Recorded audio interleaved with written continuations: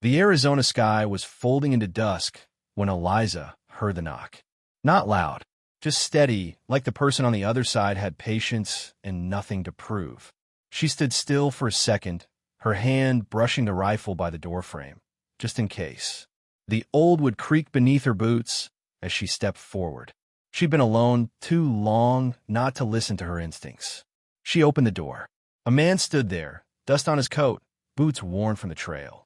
His hat was in his hand, his eyes level, unreadable.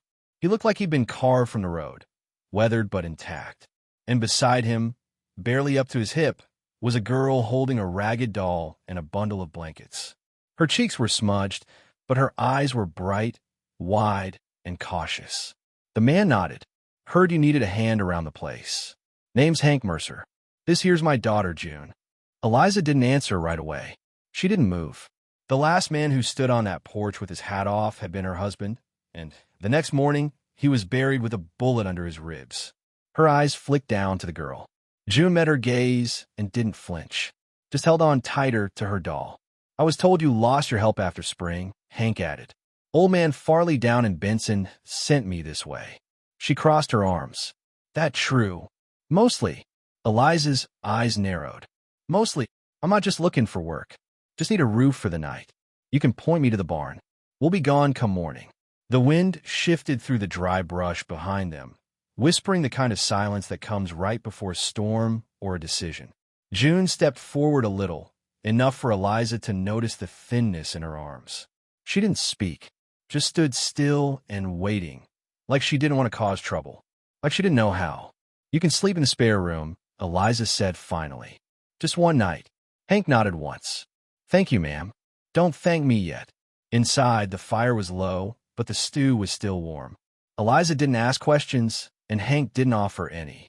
June sat straight at the table, her hands folded, polite in a way that only hardship could teach.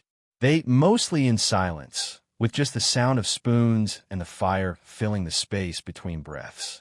When June asked softly if there were any animals, Eliza surprised herself by answering. A few. Nothing that earns its keep anymore. I like animals, June whispered. That was all, but it landed somewhere deep, deeper than Eliza wanted to admit. After supper, she showed them to the spare room. The smell of cedar and old quilts filled the quiet. Hank paused at the doorway. We'll be gone by sunrise. We'll see come morning. She left them there and leaned against the hallway wall.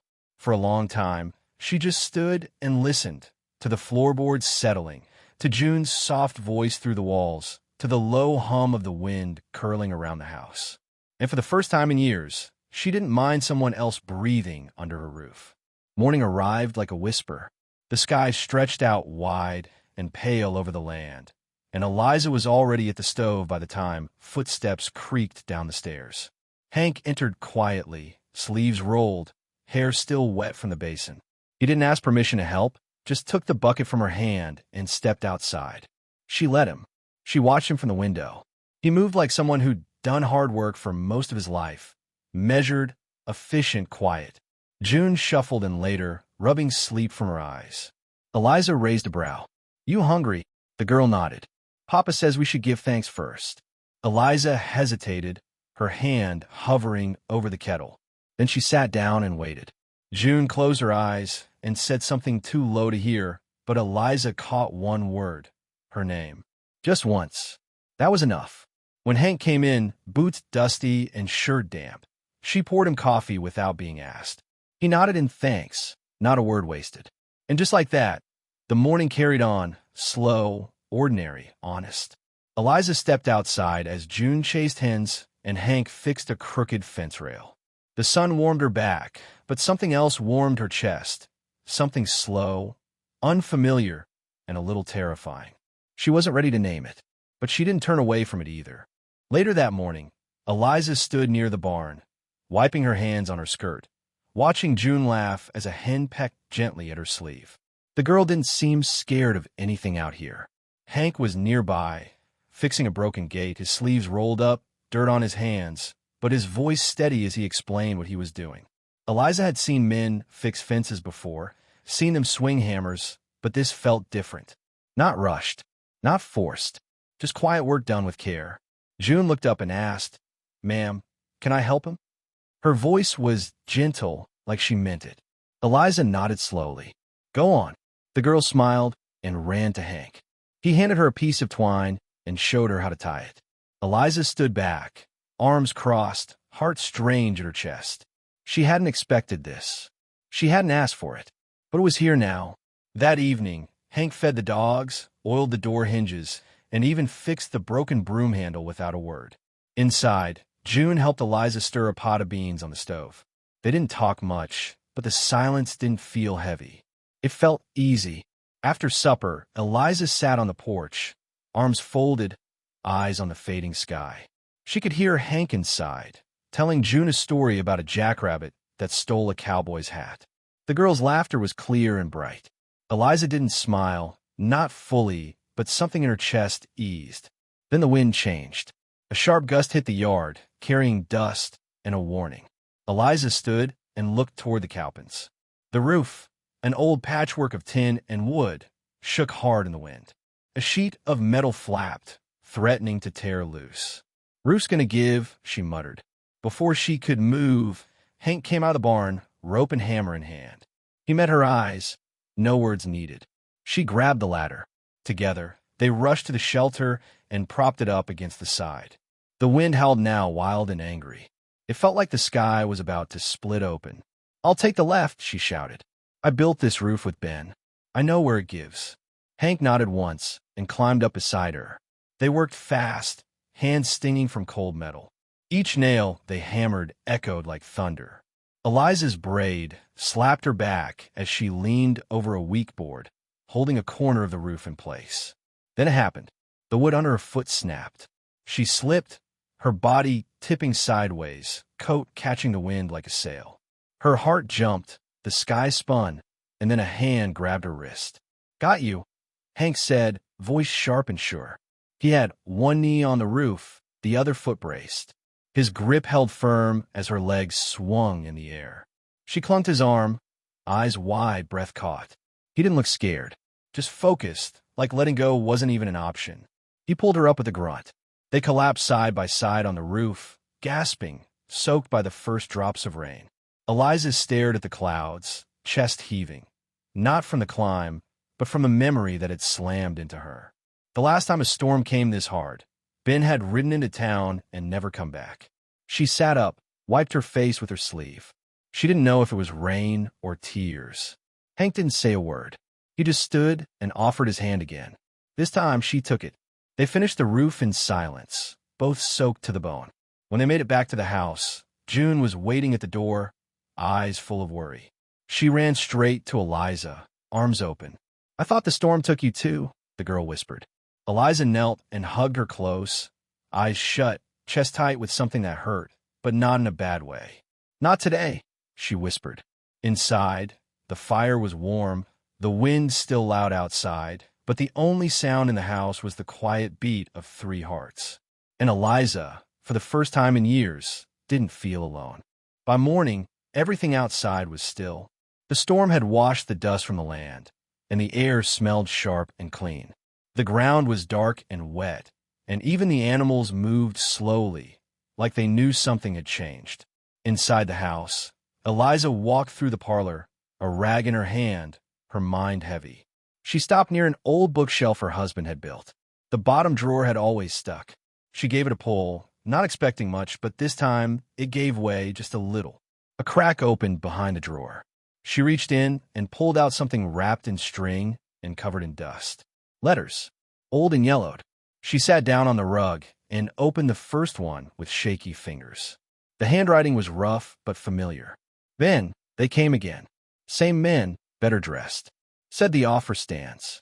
Told me to think twice if I want to keep the land and my life. If they show up at your ranch, don't wait. Take Eliza and ride. They don't forgive. TL." Eliza's mouth went dry. She read another letter, then another. 7 in total, all sent to her husband. All warnings. They spoke of a land syndicate, Dry Creek, men who use threats, bribes, and worse to take land from small ranchers. And Ben, he had never told her. He hadn't died in some random robbery. He had been hunted, silenced. She stared into the fireplace, her stomach sick with the truth. For years, she had believed it was bad luck. Now, she saw it was something else, something bigger. And her husband had faced it alone. Behind her, she heard soft footsteps. She turned. Hank stood there, towel in one hand. "You okay?" he asked gently. Eliza held up the letters. "I found these." He knew, and he never told me. Hank came closer and read over her shoulder. His jaw tightened. "Syndicate," he muttered. "Still poisons land from here to Santa Fe. I lost a neighbor to them. Refused to sell. A week later, his well caught fire. Water turned black." Eliza looked at the flames, then back down at the letters. "He thought keeping quiet would protect me. But it didn't," she whispered. "And now it might come back. For me. For June." Hank didn't flinch. "Then we don't let it." She gave a bitter laugh. "We." He met her eyes. "You're not alone." She hesitated. Speaking the next part would make it real. Make enemies real. "There's a man in town," Hank said. "Joseph Calder. Used to be a circuit lawyer. Helps with land disputes now. If there's any justice left, he'll know where to find it." Eliza looked at the letters again. The ink had faded, but the truth burned fresh. She stood slowly. "We leave at first light." Hank nodded. "Already the horses." She gathered the letters and slid them into an old leather pouch Ben used to carry. She pressed it to her chest. "You should have told me, Ben," she whispered. "But I'll finish what you started." That night, the wind moved soft through the desert, not wild like the storm before, but steady, sure. Inside, the fire crackled low. June was asleep, her doll under one arm, a shawl across her shoulders. Hank sat across from Eliza, elbows on his knees, hat off, face lit by the glow. They hadn't said much since supper. Eliza finally spoke. "She's a good girl." "She is," Hank said. "Better than I deserve most days." "She loves you." He nodded once. "I didn't always know how to love her back." Eliza looked up. Hank's eyes stayed on the fire. "Her mama died fast. Fever. We were in the Painted Valley. No doctor, no help. Just me." She didn't cry. Just asked me to keep writing. To not stop living. He paused. June saw everything. Didn't speak for 3 months. Nothing worked. One day, we were fixing a fence. She said, "The sky's not as big without her, is it?" That was the first thing she'd said. I dropped the hammer and cried like I hadn't since the war. The room stayed quiet. Eliza asked, "Why'd you come here?" He turned to her. "Out of all the places you could have gone, why this ranch?" His answer came without pause. "Because I was tired of running. And I heard you never did." The words hung in the air. She didn't respond right away.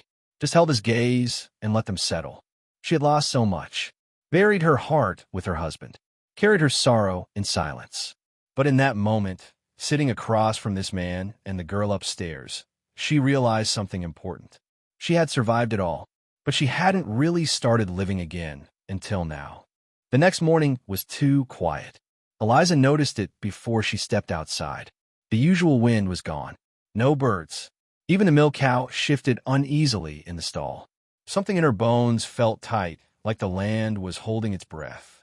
Outside, Hank was at the chicken coop, fixing a hinge. June sat on the porch, braiding a strip of cloth into her doll's dress.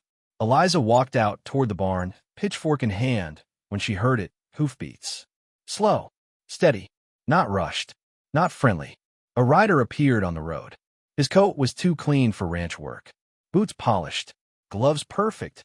His horse looked nervous beneath him, like it didn't want to be here. He rode up and dismounted with smooth ease, like a man who always got what he wanted. He walked up the path like it belonged to him. Eliza didn't move. "Morning, ma'am," he said, tipping his hat. His smile was polite but cold. "Name's Silas Vane. I believe we have business." By now, Hank had crossed the yard.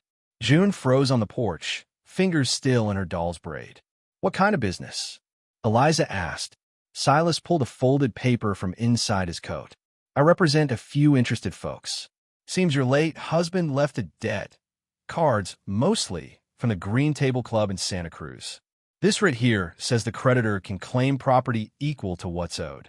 He held the paper out to her. She didn't take it. "You're mistaken," she said. "My husband didn't gamble." Silas raised an eyebrow. "I'm afraid that's not what the books say." Hank stepped forward. His voice stayed calm. You always ride alone to collect on dead men's debts. Silas turned. And you are.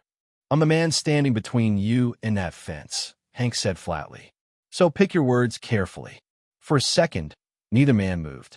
Then Silas smiled and folded the paper. No need for trouble. Just here as a courtesy.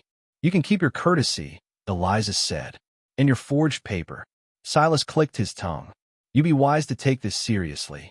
The folks I work for don't like delays. She doesn't scare easy, Hank said. Neither do I. Silas gave a tight smile. Then I guess we'll let the courts decide. You'll be hearing from us soon. He turned and mounted his horse in one motion, riding off with dust trailing behind him. Eliza's hands curled into fists. Who the hell was that? Hank didn't look away from the horizon. Name's not what matters. But that coat, that attitude, I've seen it before. He's Dry Creek. Her stomach dropped. The syndicate. They're not just buying land anymore, Hank said. They're building something, and they don't like being told no. Eliza turned toward the porch. June stood there still, silent but wide-eyed. We can't let them take this place, Eliza said quietly. We won't, Hank answered. But we need more than grit. We need proof. Stronger than their lies. Eliza nodded. Then we go to town. Calder will know what to do. She looked at June. Pack your things, sweetheart. Are we leaving forever? The girl asked. Eliza knelt beside her, brushing hair from her face. No, we're going to remind some men that this land already has a name on it. Ours. The wind stirred again. Just a whisper, but it carried something new. Not fear. Something stronger. They rode out before the sun, under a sky streaked with copper and pink. Hank led the way. Eliza followed close behind, June bundled up between them. The trail to Clifton curved through rock and brush. The shadows there came early. Even the birds stayed quiet. By noon, they had made 15 miles. They stopped once, to water the horses and share a strip of jerky. June didn't ask questions. She just held on tight and stared straight ahead, like she knew something was coming. And she was right. Half a mile from the ridge, Hank suddenly pulled up his horse. Hand raised, eyes sharp. Eliza stopped beside him. What is it? He sniffed the air. Smoke. Wrong kind. Then a shot cracked from the rocks above. Down, Hank shouted. Bullets hit the dirt just inches away. June screamed. Eliza grabbed her and pulled her behind a scrub bush. Hank rolled off his horse, drew his Colt, and fired back fast. His voice was calm, even while dirt exploded around them. 3 of them, he called. Rifles. Bad aim, but smart cover. June clung to Eliza, sobbing. Another shot whistled past.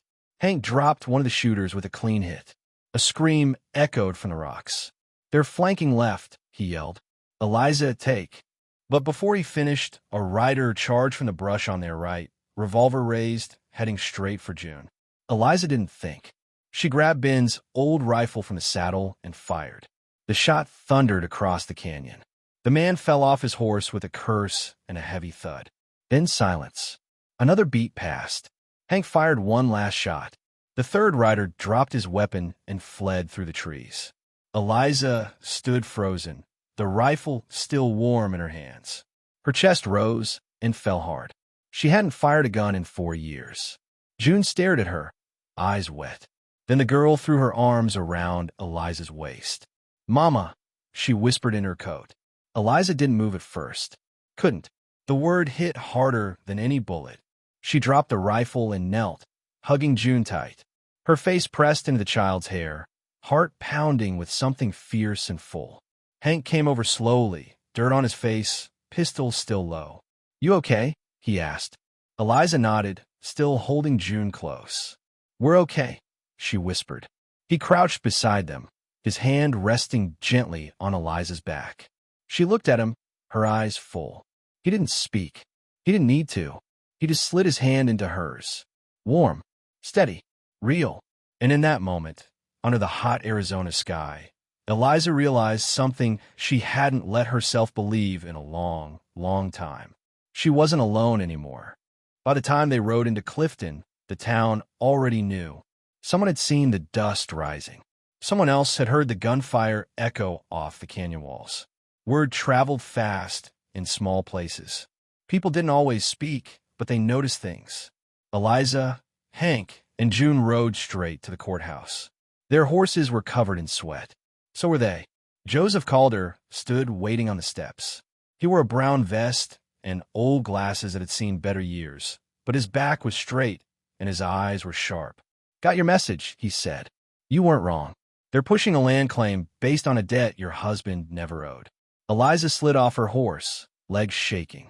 Her hand never left June's. "Can you stop them?" she asked. "Not alone," Calder said. "But you're not alone anymore." Inside the courthouse, it was already packed. Ranchers, miners, shopkeepers, people Eliza had seen in town for years but never thought would stand for her. Some nodded. Most just stayed quiet. But they showed up. That was enough. At the front stood Silas Vane. He looked smug, coat clean, hair perfect. Two men stood beside him, holding a paper like it was gold. One smiled. The other looked bored and dangerous. Mayor Trumbull banged the gavel. "What's this about?" Calder stepped forward, holding up a stack of papers. "These are the real land documents. Benjamin Whitlow paid in full. Notarized. Witnessed." He unfolded another paper. "And here, letters found at the Whitlow Ranch. Proof of threats and bribes from Dry Creek men." Silas scoffed. "That's hearsay." "No," Calder snapped. "It's truth, and this town deserves to hear it." He turned to the crowd. "How many of you have received offers? Threats? Promises of money to sell or stay silent?" For a second, no one moved. Then old Mr. Barrow raised his hand. He ran the feed store. Then Miss Emery, the school teacher. Then more. Dozens. Calder looked at the mayor. "If we let these men win, it won't stop at the Whitlow place. It'll be your wells next. Your barns. Your names on deeds you never signed." Mayor Trumbull stared at the papers, then at the faces in the room. His jaw clenched. "Mr. Vane," he said, "you and your men have 10 minutes to leave town. If I see you again, it won't be court you'll face. It'll be these people." Silas laughed. "You don't have the power." The mayor stood tall. "I do when they're with me." The whole room stood up. Boots hit the floor like thunder. Chairs scraped back. Voices rose, not angry but united. Silas backed away, his smile gone. He and his men slipped out the side door. Their horses kicked up, dust behind them. "Gone." Calder turned to Eliza and Hank. "You held your ground. Now the town's holding it with you." Outside, June tugged at Eliza's hand. "Are we safe now?" Eliza knelt, brushing a smudge from the girl's cheek. "We are now," she said softly. Hank placed a hand on her shoulder. This time, she didn't pull away. Later that day, Mayor Trumbull stamped the deed with the town's seal. The paper was real, final, legal. Calder handed it to Eliza. "It's yours," he said. "By law, by blood." Eliza held the deed like it weighed 100 pounds. Maybe it did. Maybe it held every morning she stood alone. Every night she waited. Every fence she fixed with no one coming home. Hank stood beside her, arms folded. "What about me?" he asked deadpan. "You got a form for a cowboy with bad knees and too many opinions." Calder raised an eyebrow. "You want on the deed?" Hank turned to Eliza. She blinked. Her heart skipped. He shrugged. "Not my name, just something official. If you'll have me as a partner." She didn't smile, but she nodded once. "You've already bled for this place. You've earned your corner." The ride back to the ranch felt different. No fear, no running. They weren't escaping. They were going home. When they arrived, the sun poured down golden and soft. The fence still leaned. The coop still squeaked. But it didn't look broken anymore. It looked like the start of something. Inside the kitchen, June stood on a stool, arms deep in flour. Eliza moved around her, slicing apples into a bowl with cinnamon and sugar. Their laughter drifted out the window.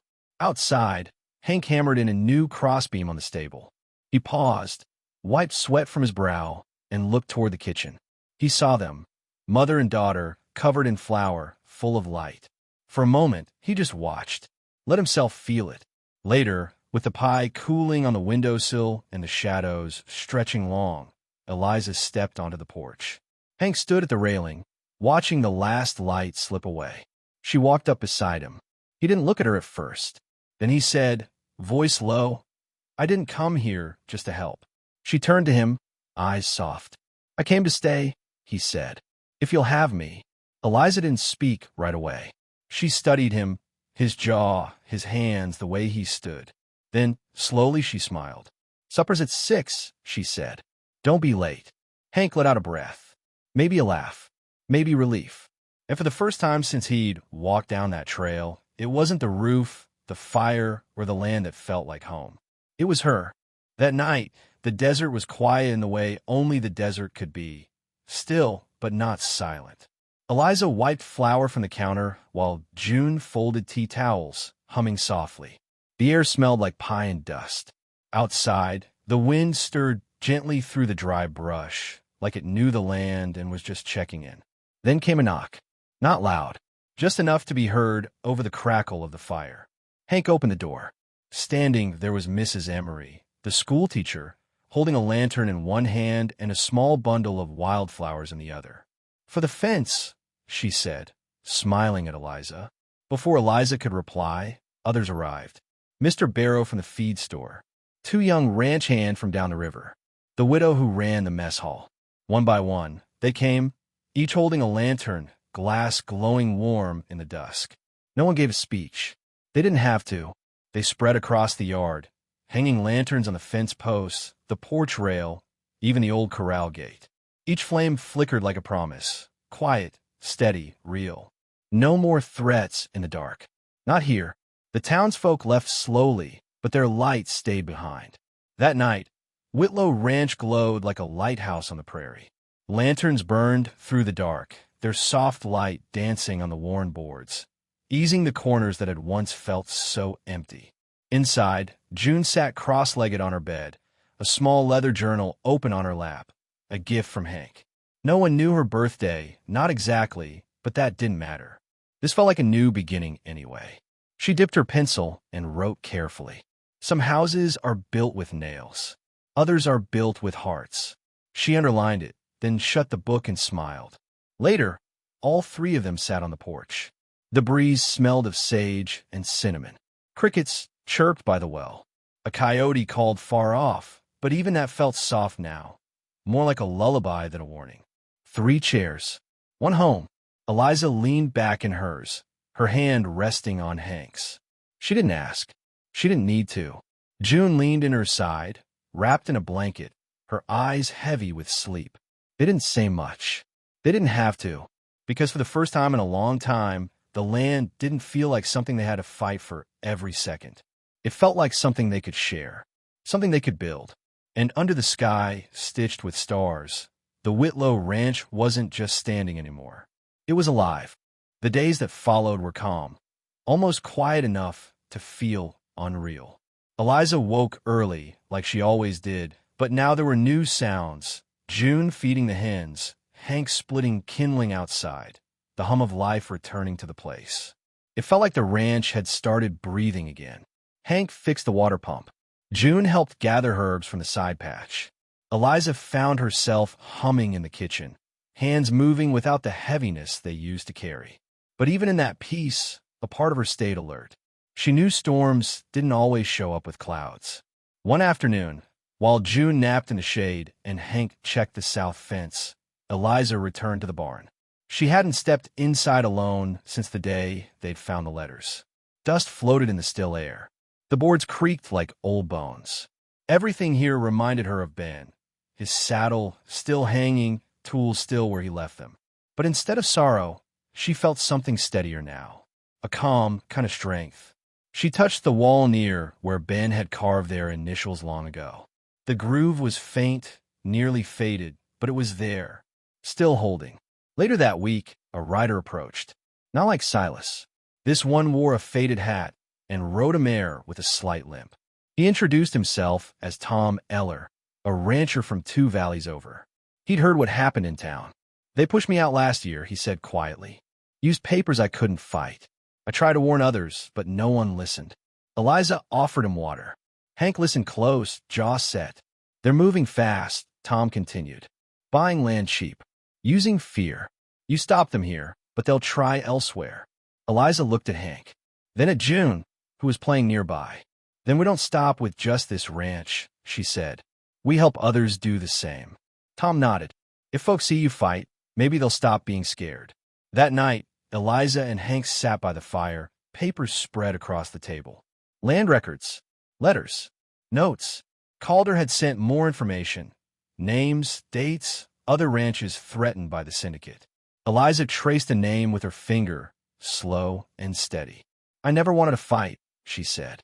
"But maybe it's time to finish one." Hank looked up. "You're not doing it alone." Outside, the wind shifted.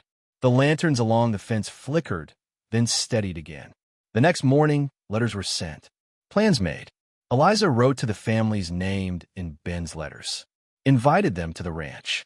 Promised safety. Promised truth. By week's end, 5 wagons rolled into Whitlow Ranch. Faces wary but hopeful. A widow with 2 sons. An older couple with nothing left but a mule and a deed. A quiet man who didn't speak, but carried a broken fence post with initials burned into it. They came because they'd heard someone stood up and didn't fall. They came because someone fought and didn't do it alone. June showed the other kids where the hens laid eggs. Hank helped one man reshoe his horse. Eliza made stew and biscuits until her hands ached, but she didn't mind. At night, the ranch glowed with twice the lanterns. People gathered on the porch, swapping stories, making plans. No one said it, but they all knew something had started, something stronger than fear. Eliza watched it all from the edge of the porch, arms folded. "I thought I lost everything when Ben died," she said to Hank. "Now look at this place." "You didn't lose yourself," he said. "That's why it's still standing." She didn't speak for a moment. Then she said, "You should have told me sooner." Hank raised an eyebrow. "Told you what?" "That you were staying for good." He smiled a little. "I did. You just didn't believe me yet." She looked over at June, laughing with the others, dust on her dress and sunshine in her hair. Maybe she finally believed it now. The last Sunday of the month came warm and full of sun. The kind of day that reminded people why they stayed in places like this: dry land, hard lives, but skies wide enough to breathe in. The new families were still at the ranch, but it didn't feel crowded. It felt right. Kids ran between the barns. Men patched fences without being asked. Women brought pies and stories, and hands willing to work. Eliza stood at the porch rail, watching it all unfold. She still wore the same boots, the same skirt, but something inside her had changed. The silence that used to fill her chest was gone, replaced by movement, by noise, by life. Calder arrived that afternoon with a small wagon full of files. "Got more names?" he said. "More folks asking how you did it." Eliza helped him carry the stack inside. "I didn't do it alone," she said. "That's the only way it worked." He nodded. "They'll need help. Time. Land advice. Someone they can trust." "Then we'll give them that," Eliza said. "Right here." Hank leaned in the doorway, listening. He didn't interrupt, just smiled the way he always did when Eliza spoke with purpose. That night, after everyone had eaten, the lanterns were lit again. One for each family, each promise, each mile of fence they refused to give up. A new post had been added to the gate. The carved sign on it read, "Whitlow Ranch, home of the brave and stubborn." June had written it. Eliza left it there.